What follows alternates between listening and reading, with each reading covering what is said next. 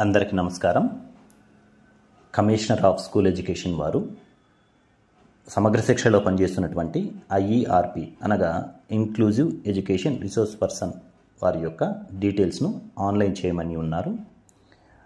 సదరు ఐఈఆర్పిల యొక్క డేటాను ఆన్లైన్ చేసే విధానం ఈ వీడియో ద్వారా తెలుసుకుందాం. మొదటగా ఇక్కడ కనబడుతున్నటువంటి లాగిన్ని క్లిక్ చేయాలి. లాగిన్ క్లిక్ చేసిన తర్వాత వారి యొక్క యూజర్ ఐడి అండ్ పాస్వర్డ్ ద్వారా ఇండివిజువల్ లాగిన్కి ఎంటర్ కావాల్సి ఉంటుంది.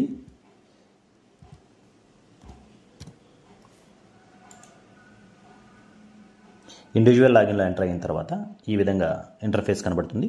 ఇందులో home, services, catchment area, student information, logout. So మనకు ప్రస్తుతం కావాల్సింది సర్వీసెస్ మాత్రమే. ఇందులో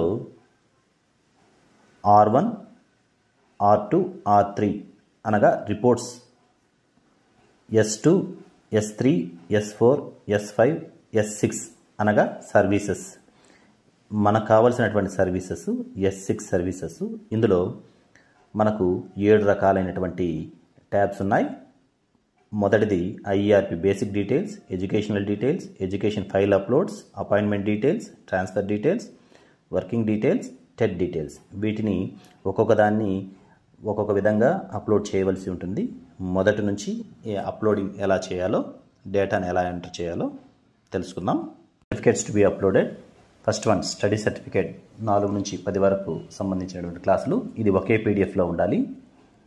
SSC certificate, intermediate certificate, degree certificate, special DEd or BEd సంబంధించిన certificate, first appointment letter, hall ticket, first joining report, present working school proceedings, service certificate duly signed by DEO or APC, RCI registration certificate, RCI latest renewal certificate, TET marks memo.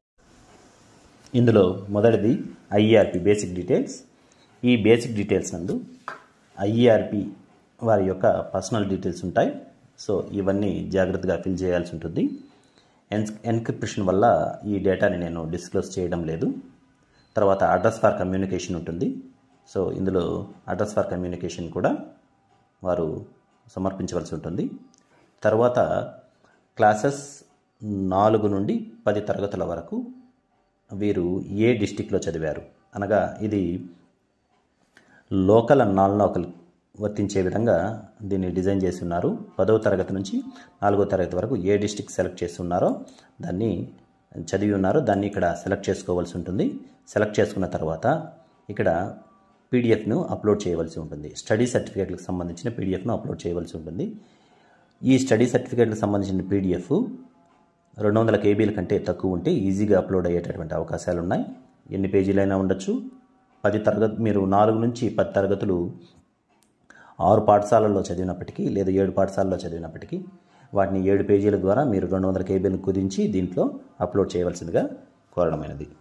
తర్వాత next ఇందులో educational details సంబంధించి SSC details ఇక్కడ పొందుపరచవలసి ఉంటుంది.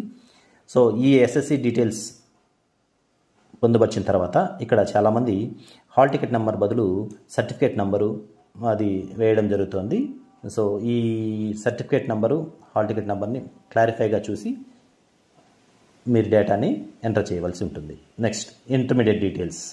Intermediate details కూడా hall ticket నెంబరా, certificate నెంబరా ఈ డేటాని చూసి మొత్తం ఎంటర్ చేయాలి. Board, course name, board, medium, languages, year of passing, marks percentage, hall ticket number. తర్వాత డిగ్రీ పాస్ అయి ఉంటే డిగ్రీకి సంబంధించినటువంటి data, course name, subject, subjects ఎన్ని సబ్జెక్ట్స్ తీసుకున్నారు. 3 సబ్జెక్ట్స్ ఉంటాయి సాధారణంగా. మొదటి సబ్జెక్ట్, రెండో సబ్జెక్ట్, తర్వాత 3వ subject, medium, languages, second language, year of passing, name of the board are university, maximum marks, hall ticket number. ఇంకొక డిగ్రీ పాస్ అయింటే కూడా ఇక్కడ యాడ్ బటన్ క్లిక్ చేసి 2-3 డిగ్రీలను కూడా యాడ్ చేసుకోవచ్చు. దానికి సంబంధించినటువంటి డీటెయిల్స్ ఇక్కడ ఇవ్వడం జరిగింది. తర్వాత పీజీ చేసి ఉంటే పీజీని ఎస్ అని క్లిక్ చేసి పీజీకి సంబంధించినటువంటి కూడా డేటాని ఇక్కడ మీరు ఎంటర్ చేయవచ్చు. ఒకవేళ పీజీ లేదంటే నో అని క్లిక్ చేయవచ్చు. తర్వాత ముఖ్యమైన విషయం ఇక్కడ డీటెయిల్కి సంబంధించి BEd, BPEd, special TTC, special DEd, special BEd or equivalent examination passed సంబంధించినటువంటి డేటాను ఇక్కడ ఇవ్వాల్సి ఉంటుంది. ఏది ఇచ్చినా అది బిఎడ్ అని మాత్రమే క్యాప్షన్ చూపిస్తుంది. మీరు ఇబ్బంది పడాల్సిన అవసరం అయితే లేదు. సో కోర్స్ నేమ్లో ఇక్కడ ఉండేటువంటి దాన్ని సెలెక్ట్ చేసుకోవాల్సి ఉంటుంది. మీరు చదువుకున్న దాన్ని మోడ్ ఆఫ్ స్టడీ రెగ్యులరా, ఓపెనా, డిస్టెన్సా, ప్రైవేటా, మెథడాలజీ 1, మెథడాలజీ 2, సాధారణంగా మెథడాలజీ 1A మెథడాలజీ 2గా ఉంటుందని తెలుసుకోవాల్సి ఉంటుంది. Year of passing, name of the university. ఇక్కడ యూనివర్సిటీ కానీ కనపడలేదంటే అదర్ అని పెట్టి మీ మార్క్స్ని ఇక్కడ డేటాని ఎంటర్ చేయవచ్చు. ఇది special BEd, regular, mentally retarded course చేశారు. సో మెథడాలజీ 1, మెథడాలజీ 2 కూడా సేమ్ డేటాని ఇవ్వడం జరిగింది. So year of passing, university desired university లేదు కాబట్టి అదర్ యూనివర్సిటీ అని పెట్టాం. మార్క్స్ పర్సంటేజ్ వచ్చి 79. So MEd or MPEd, special MEd or ఈక్వలెంట్కి సంబంధించిన మీరు కోర్స్ చేసి ఉంటే ఎస్ అని ఇచ్చి దానికి సంబంధించిన డేటాని కూడా ఇక్కడ ఎంటర్ చేయవలసి ఉంటుంది. Have you passed any other qualification, ఇంకేదైనా క్వాలిఫికేషన్ ఉంటే దానికి సంబంధించినటువంటి డేటాను, ఆ క్వాలిఫికేషన్ డేటాని మీరు ఇక్కడే టైప్ చేసి మొత్తం డేటాని ఇక్కడ సబ్మిట్ చేయవలసి ఉంటుంది. నెక్స్ట్, మీరు ఏ డేటానైతే ఇచ్చారో ఇక్కడ నేను ఎస్ఎస్సికి సంబంధించిన డేటా, ఇంటర్కి సంబంధించిన డేటా, డిగ్రీకి సంబంధించినటువంటి డేటా, బీఈడి డిగ్రీ డీటెయిల్స్ ఇక్కడ గమనించండి. ఇక్కడ మనం ఇచ్చింది స్పెషల్ బిఎడ్, కానీ ఇక్కడ ట్యాగ్ వచ్చి బిఎడ్ డిగ్రీ అండ్ డీటెయిల్స్ అని కనబడుతుంది. కానీ నో ప్రాబ్లం, దానికి సంబంధించిన డేటా ఇక్కడ కరెక్ట్గా ఉందా లేదా చూసిన తర్వాత ఇక్కడ దాన్ని 10th సంబంధించినటువంటి సర్టిఫికేట్ను ఇక్కడ అప్లోడ్ చేయాలి. Inter, degree and special BEd. ఇది పీడిఎఫ్ రూపంలో ఉండాలి. 200 KB కంటే తక్కువ ఉంటే చాలా ఈజీగా అప్లోడ్ అయ్యేటటువంటి అవకాశం ఉంది. Next, appointment details. ఈ అపాయింట్మెంట్ డీటెయిల్స్ దగ్గర నుంచి జాగ్రత్తగా ఫిల్ చేయాల్సి ఉంటుంది. So place of appointment, first appointment, designation, mode of initial, daily wages, outsourcing contract. So selected, మీరు ఏ మీడియా ద్వారా సెలెక్ట్ అయి ఉన్నారో ఆ మీడియాను మాత్రం ఇక్కడ ఎంత చేయవలసి ఉంటుంది. హాల్ టికెట్ అప్లోడ్ చేయవలసి ఉంటుంది. అండ్ దెన్ ఫస్ట్ జాయినింగ్ రిపోర్ట్ని అప్లోడ్ చేయవలసి ఉంటుంది. గుర్తుంచుకోవాల్సిన విషయం ఏంటంటే 200 KB కంటే తక్కువ ఉండాలి. ప్రజెంట్ వర్కింగ్ డీటెయిల్స్, ఈ ప్రజెంట్ వర్కింగ్ డీటెయిల్స్ మీరు ఎక్కడ వర్క్ చేస్తున్నారో దానికి సంబంధించినటువంటి డేటాని ఇక్కడ ప్రొవైడ్ చేయవలసి ఉంటుంది. 200 KB లోపు ఉండేటటువంటి ప్రజెంట్ వర్కింగ్ డీటెయిల్స్ ప్రొసీడింగ్ని ఇక్కడ అప్లోడ్ చేయాలి. నెక్స్ట్, ట్రాన్స్ఫర్ డీటెయిల్స్, చాలా ముఖ్యమైన విషయం. ఈ ట్రాన్స్ఫర్ డీటెయిల్స్ డిస్టిక్, మండలు, స్కూల్, టీచింగ్ టైప్, ఇక్కడ వచ్చి టీచింగే సెలెక్ట్ చేసుకోవాల్సి ఉంటుంది.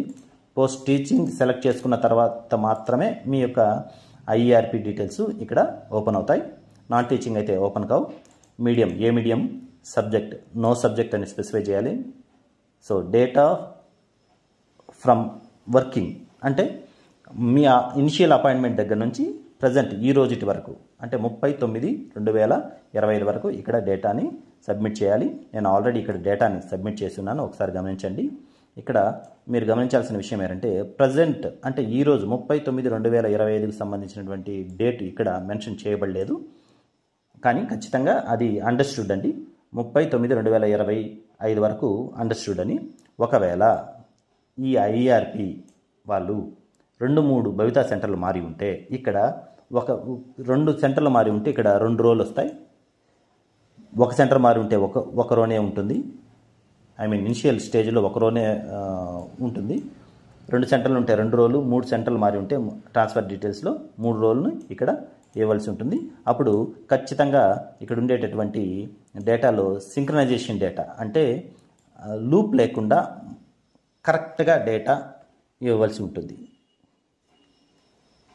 నెక్స్ట్, వర్కింగ్ ఎక్స్పీరియన్స్కి సంబంధించి working from day to working to day to అంటే ఈరోజు డేటా ఇచ్చాను. టోటల్ ఎక్స్పీరియన్స్ ఎంత ఉందో ఇవ్వడం జరిగింది. దానికి సంబంధించినటువంటి సర్వీస్ సర్టిఫికేట్ డిఈఓ దగ్గర నుంచి కానీ ఏపీసీ దగ్గర నుంచి కానీ ఖచ్చితంగా అప్లోడ్ చేయవలసి ఉంటుంది 200 KB కంటే లోపు.